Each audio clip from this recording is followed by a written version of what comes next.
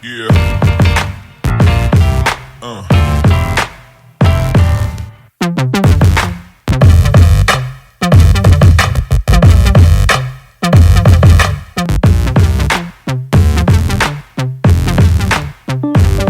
Oh wow. Yeah, that's awesome. And I feel like right now I feel like I'm trying to go back and do the work, and Mhm. there's so much, and you and I can talk offline, but there's so much that's coming up about my childhood that still haunts me.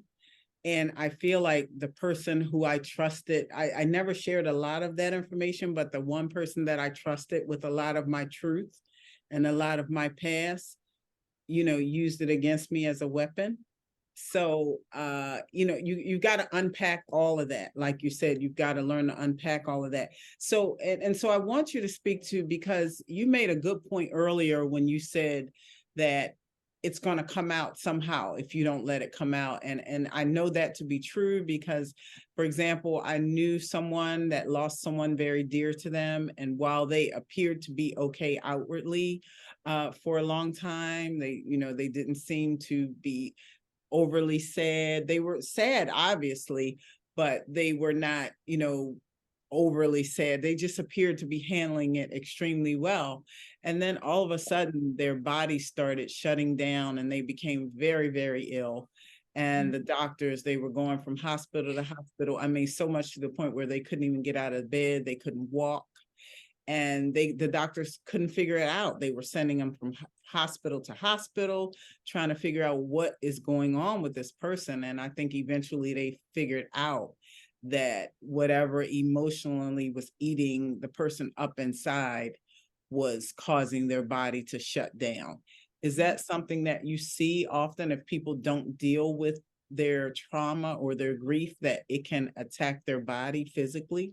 Absolutely. And when I work with people, I can't deal with just their emotions and their mental energy, but I have to look at everything because it doesn't help for me to work you through that, but you're not getting sleep because you're Mhm. going to break down or you're not eating. And I remember when my mom was killed, um, not long after that, I ended up in the hospital and I had these headaches that they could not find a reason for. Mhm.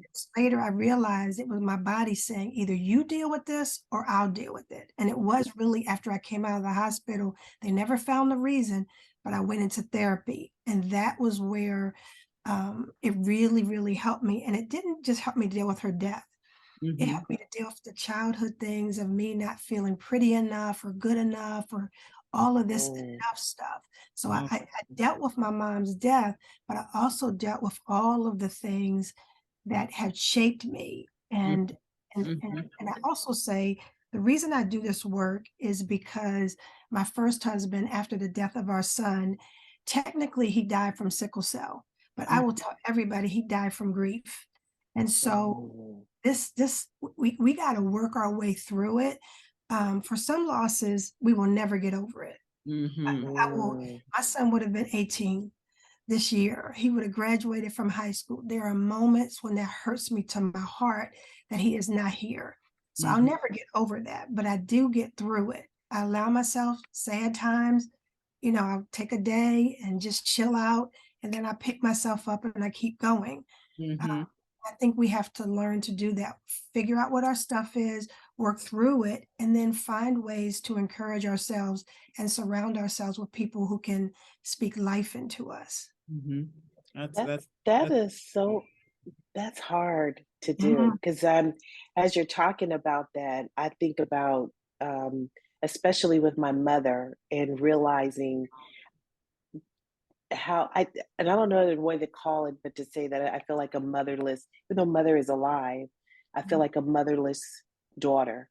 Mhm. And when there's things that trigger me, like Mother's Day, or seeing people do things with their mother, I can't do that because throughout, I know that my mother loves me, but her mannerisms and the way she talks to me, that whole piece about you're not pretty enough, you're not smart enough, you're not good enough, all of that stuff, like I dragged into my marriage and I accepted a whole lot of stuff because I accepted so much from my mother. Like, and I thought that was just, what it is and how I coped. and I dealt with it, and I took it into my marriage, and then I, you know, accepted so much that I probably shouldn't have accepted. Mhm. But it's only now, after kind of blossoming and opening up and figuring out who I am, that I realize, oh my gosh, I can't believe I didn't realize how that stuff really, really, really affected me. Had no idea Mhm. that you're walking around every day telling yourself stuff and doing stuff, operating out of self, I call self-preservation, because that's what I did as a kid. Mhm. Mhm. Just kind of just operating. And so here I am, an adult, and I'm like just now going, oh my gosh, how much time did I waste? Mhm. But Tracy, you said it's hard, but yet you also said you're working through it. Mhm. So yes, Yeah. it's hard, but we're working through it. And what I will always say is, in working through it, we got to keep coaching ourselves through it. I Mhm. grew up Yeah. with this fundamental issue that I'm not good enough and I can't trust people. My parents were divorced. I saw way more than I should have. And so if you do something that triggers me immediately, I'm like, see, I told you, I can't trust anybody. And Mhm. then what I have to Mhm. learn is to calm myself and say, wait a minute, you just got triggered. Just because she said this to you does not mean you can totally not trust her. Which Mhm. of this is reality and which of this is your stuff? And Mhm. so I Right. think a lot of us are walking around as our 10-year-old self in 50-some-year-old bodies, right? And that Right. little girl is coming out. And so working through that, but also working through the grown woman that Gail talked about, that here I gave this man my heart and he crushed it. And Mhm. in those situations, as hard as it is, we learn to take our power back. So Mhm. I've been in situations where I'll say my truth to somebody, but I also know I'm in a room with somebody who's going to take it and try to use it against me. And I always say, you could tell the story, I could always tell it better, because Mhm. you could tell that truth when I was vulnerable, but I'm healing from that. And you can't hurt Mhm. me with my old stuff anymore. Mhm. Some of it you can, Mhm. because I'm still working through it, but some of Mhm. it, I'm past it. So would you say, because we're talking about trauma in all of its forms, would you say that Tracy's relationship with her mother was a form of trauma for her? Absolutely, absolutely. And I know it's trauma because she says something will happen and it just boom, those feelings come. And Mm. that's what happens with trauma. It's deep in our souls and something happens and we feel it. And Mm. I think it's important for us to know that trauma is not just the stuff that we've experienced personally.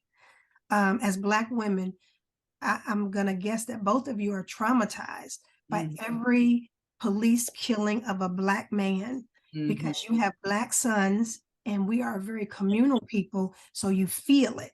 So that Mhm. is a Mhm. level of trauma for us. So even stuff that we didn't experience firsthand, if it Mhm. brings up an emotion and that emotion Mhm. can be debilitating for you, Mhm. that is trauma. Divorce is trauma, death is trauma. Um, any kind of change that you didn't want can Mhm. be very traumatic, very, Mhm. very traumatic. Okay. So Tracy, can you share with our listeners what are the steps you're taking now to try to rebuild, and what are some of the challenges that have hindered that effort? Ooh. Um, so, first for me, I got a therapist because Okay, me I too. needed to talk. I got a therapist, and I started journaling. So I wrote down everything I felt, um, good, bad, and I talked in third person. I filled up books of just stuff. When I couldn't sleep, I wrote about it. When I woke up in the middle of the night, when I had a bad day, I would, if I saw something, I wrote about it. I Mhm. also began to fill my ears with just positive stuff. Mhm. So I started listening to podcasts. I listened to, um, oh gosh, TD Jake's daughter. I listened to her. I listened to Real Yeah. Talk Kim. And I swear, those positive stuff kept putting it in my brain Mhm. is helping me, has helped me, because where I was last year to where I am now is huge. And I also started, I forgave myself for the things that I knew that I did wrong or didn't do well. Mm-hmm. I kind of put into context my relationship with my mother, relationship with my ex, and who I am today. Mm-hmm. Mm-hmm. And I just live in my truth. I'm still nice. I try to be nice to people, but I'm also just aware of who I am and how I want to operate and who I let in my circle. So I've lost some friends, but I need positivity and I want to keep it that way. So, and I also started writing self notes to myself every morning. If I got up, there were a lot of mornings I woke up in tears. You know, I'd go to sleep crying, but I would write myself something positive, like "You're beautiful, you Mm-hmm. can smile, you're gorgeous, you're smart." And I stuck it in this. Wait, I'm gonna show you my little tin. Like I stuck it in this little box, Mm-hmm. and every single day, if I felt it, I wrote it. If I felt like I needed it, I pulled it out and read it to myself That's just all. to keep myself positive. That's awesome. I love what you're saying That was because a long list.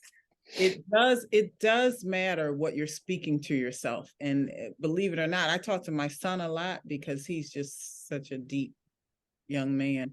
And that's one of the things he used to tell me all the time. What are you telling yourself? Like if I would say, I'm not feeling great today. I'm so sad or whatever. And he said, you're telling yourself that. You're speaking that to yourself. You're telling yourself, I'm gonna be sad today. It's what you gotta be careful what you're speaking into existence.